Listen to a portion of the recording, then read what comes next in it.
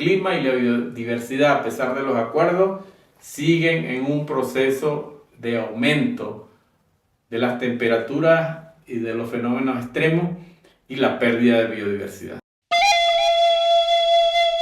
Bienvenidos a Transformación o Extinción. Soy Gregorio Mirabal, un hermano indígena Huacna y Curripaco de la Amazonía venezolana. Hermanos y hermanas, nuevamente con ustedes en este su programa, su diálogo, su encuentro con los pueblos indígenas y la Amazonía, transformación o extinción. Estamos de regreso de la COP16 de Cali, en Colombia, al cual fuimos con muchas expectativas, y hoy queremos compartir con ustedes nuestra visión de los resultados, de las aspiraciones, de cuál es nuestra perspectiva de lo que pasó en la COP16 de biodiversidad. Entonces, llegamos a esa COP donde se desarrolló en esa hermosa ciudad de Cali. En primer lugar, resaltar la gran participación de la sociedad civil, los pueblos indígenas, afrodescendientes, campesinos, aliados, movimientos ecologistas de jóvenes, estructuras, organizaciones científicas, universidades, y sobre todo la distribución de los pabellón azul, pabellón verde. Aunque había mucha distancia, hubo mucho debate, muchos eventos, y los gobiernos también estuvieron muy activos en las negociaciones con las empresas, con los pueblos indígenas, y queremos felicitar pues, al caucus indígena, que luego de 26 años, uno de los principales logros para los pueblos indígenas del mundo ha sido lograr un órgano subsidiario, un órgano específicamente para la implementación del artículo 8J. Este órgano subsidiario sería un órgano oficial ya que se establece como un tercer órgano importante. El primero el científico, el otro es el del seguimiento de los acuerdos. Y este órgano para los pueblos indígenas subsidiario es específicamente para los pueblos indígenas, comunidades locales y los hermanos afrodescendientes, y tiene que tratar esos temas específicos que hemos luchado en casi 30 años, que tienen que ver con el territorio, los conocimientos ancestrales de los pueblos indígenas y sobre todo la gobernanza de los que tenemos los pueblos indígenas, campesinos y afrodescendientes en el mundo. Pero como siempre, celebramos con mucha alegría esa victoria. Ahora queda darle seguimiento y que se cumpla, ¿no? Que lo más importante es que se le dé el seguimiento y que eso se cumpla, que pase más allá de un texto, más allá de un acuerdo político, y realmente llegue a los territorios.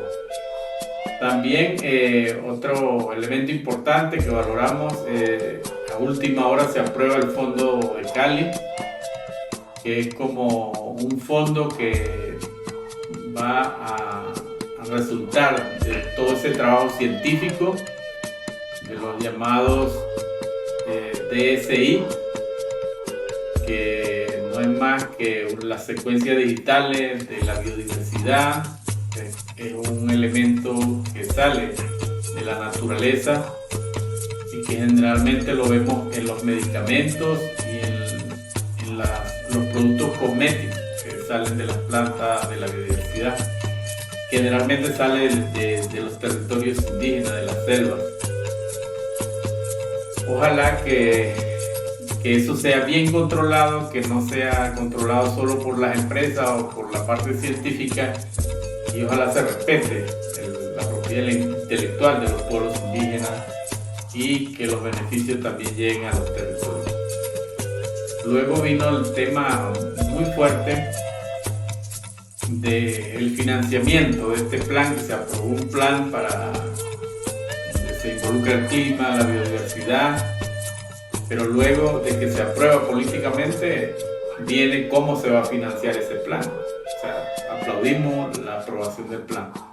Entonces, las promesas nuevamente quedan en que se necesitan 20.000 millones supuestamente para 2025 y 30.000 millones para 2030. Esas son las expectativas que quedaron a pesar de estar aprobadas. Pero llegamos a la pregunta de siempre, ¿no? Se hace un balance y hay más de 7.000 millones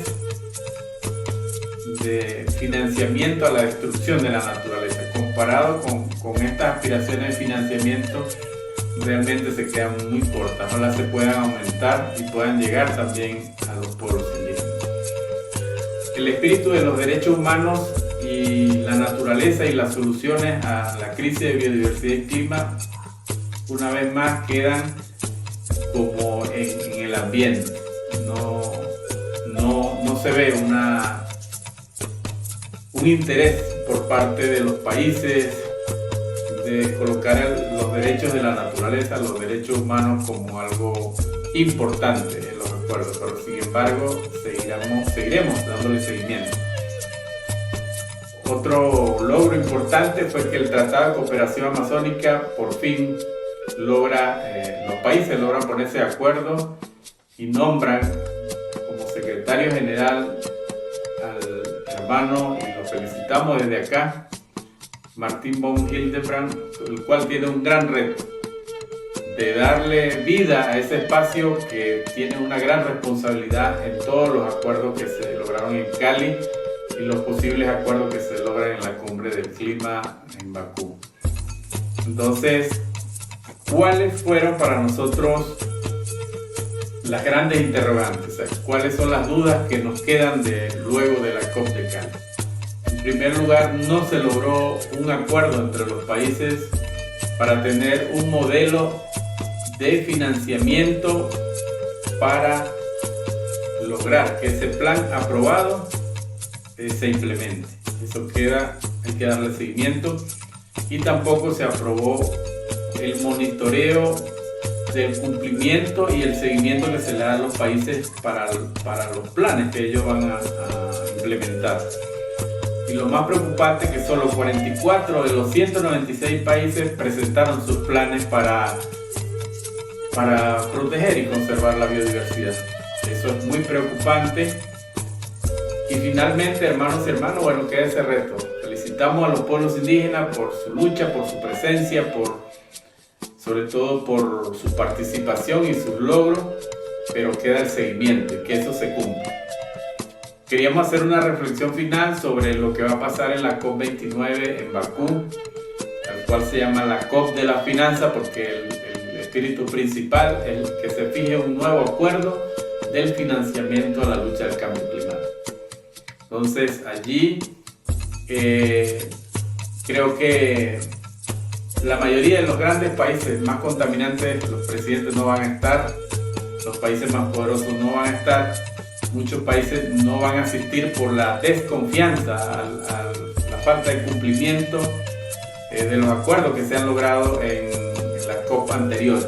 Y los pueblos indígenas, como siempre, bueno, darle fuerza al caucus de clima, al caucus indígena de clima, a los hermanos afrodescendientes y campesinos, que como siempre en resistencia van a estar allí buscando un buen acuerdo para los pueblos indígenas, pero como dije, es la tercera COP en un país petrolero. Es lamentable que los países más contaminantes o los países que producen más petróleo y gas son los que están organizando las COP. Entonces la reflexión es que ojalá que en la COP30 de Brasil, que va a ser la Amazonía, se puedan lograr mejores resultados a los que se aspiran en esta COP de clima de Bakú. ¿Y cuál es la mayor responsabilidad? En estos días salió el informe de la Organización Mundial de Meteorología que da seguimiento al clima. ¿Qué ha dicho?